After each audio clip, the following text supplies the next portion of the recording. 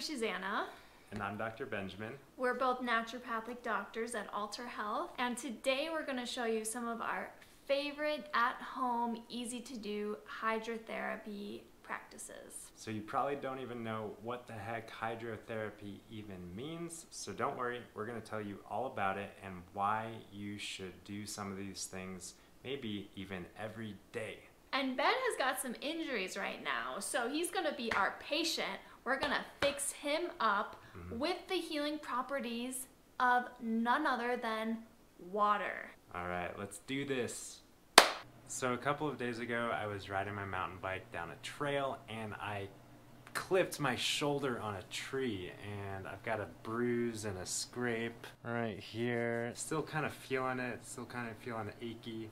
So this is a great opportunity to practice a cooling compress. You want to talk about what a cooling or a warming compress is? So all you need for a warming compress is a hand towel and some cold water. And then a warm sweater. Oh, and a warm sweater. Once we saturate this towel with cold water and wring it out, we're just going to apply it to Ben's shoulder, and then we're going to put the sweater over his shoulder, and he's just going to hang out with the cold compress.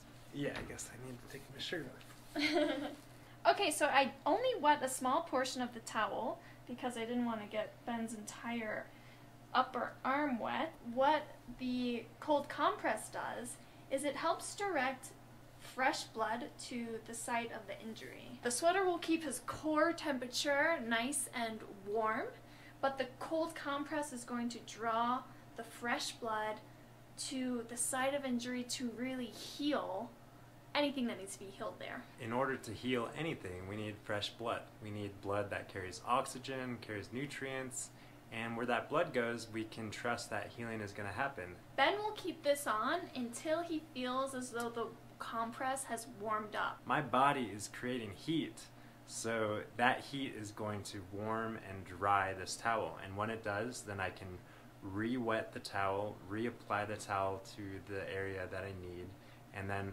that whole process of the blood going to that area is going to happen again. So this form of hydrotherapy is really great for any kind of localized injury. Sorry, I keep slapping your injury. If you ever twist your ankle or bang your knee or bump your shoulder on a tree, that's really a good opportunity to just put a cold towel on it. Okay, so while Ben has his warming compress on, we are getting ready for our next hydrotherapy treatment, which is the wet t-shirt treatment. The wet t-shirt treatment. This is great. This is basically an easy at-home version of something we call constitutional hydrotherapy, where we're really wanting to direct that fresh blood to the torso, to our vital organs, to really heal deeply. How we do this is first we'll get Ben nice and toasty. He'll take a bath. If you don't have a bath, you can also just take a really hot shower, or if you have a sauna, you can warm up in a sauna. The point is warming up the body temperature. He will jump out and immediately put on a wet, cold, wrung out t-shirt. All right, this is a cold, wet shirt, but it's going to be a warm, dry shirt in just maybe 15-20 minutes after I bundle up in bed. Ben will then put the sweater back on, and then I think we'll probably wrap him up in an additional bathrobe, place a towel in the bed so that he doesn't get the sheets wet, and then we're just going to tuck him into bed.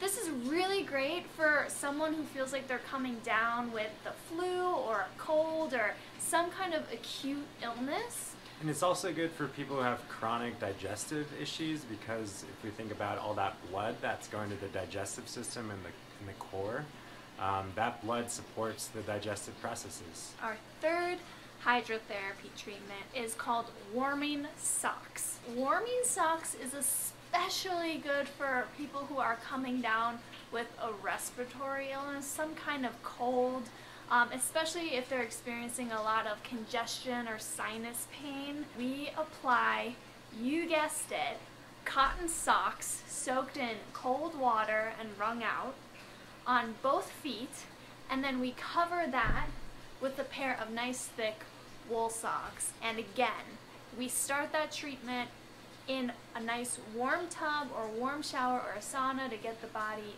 nice and hot. Then we apply the socks, and then the person jumps straight into bed. So this is a great treatment to do right before bedtime. That cold water on the feet helps, like with all hydrotherapy, direct the fresh blood to where the cold water is. So it's actually, it has a drawing effect. It's drawing circulation and other fluid downwards. Well, first of all, I just want to say, I feel Ben still has his wet t-shirt on, and you are like radiating heat. And I was actually, you know, this was a demo, so I was only in bed for like a few minutes, but crazy. I still was really heating up this wet t-shirt. You're like a radiator. We're gearing up towards our favorite application of hydrotherapy, ending the shower on cold. This is by far the easiest way to incorporate hydrotherapy into your everyday life. Because you shower every day, maybe, I hope. I usually do. Sometimes I go a couple days without a shower, but, you know.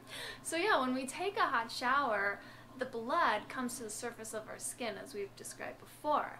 If actually we leave the shower on hot, we actually feel colder afterwards because all the blood is on the surface and susceptible to getting a chill from the cold air. So when we end on cold, we are pushing that fresh blood back deeply into our core, preserving our core heat and temperature. And what that also does is boost immunity, improve circulation of not only blood but lymph, which is crucial for our immune system.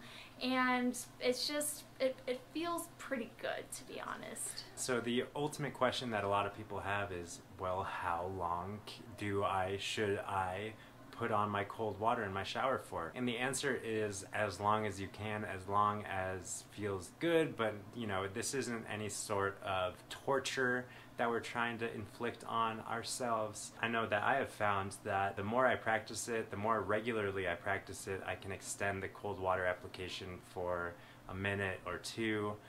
Some days I just don't feel that good and it's only 10-15 seconds, but you know, we just go with the flow in that way. Start with 10 seconds, work up to 30 seconds is great. If you're an overachiever, you can extend it to 1 or 2 minutes.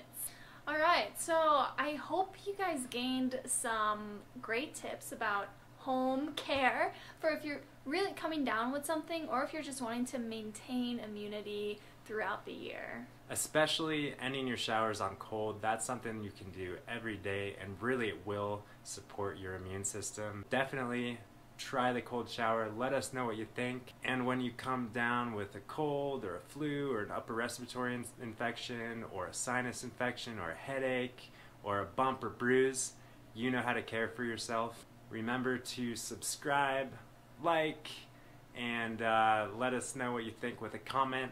We appreciate your time and we look forward to seeing you in our next video. For more awesome tips about how to live a healthy and detoxifying lifestyle, we have an online healing community where we meet once a week with like-minded self-healers like yourself, where we talk about all topics including hydrotherapy, but also nutrition, herbal medicine, mind-body medicine. I mean, the list goes on and on. So all the things. Yes. Showing you how you are your own healer. That's what it's all about. So thanks for tuning in. We'll see you guys next time.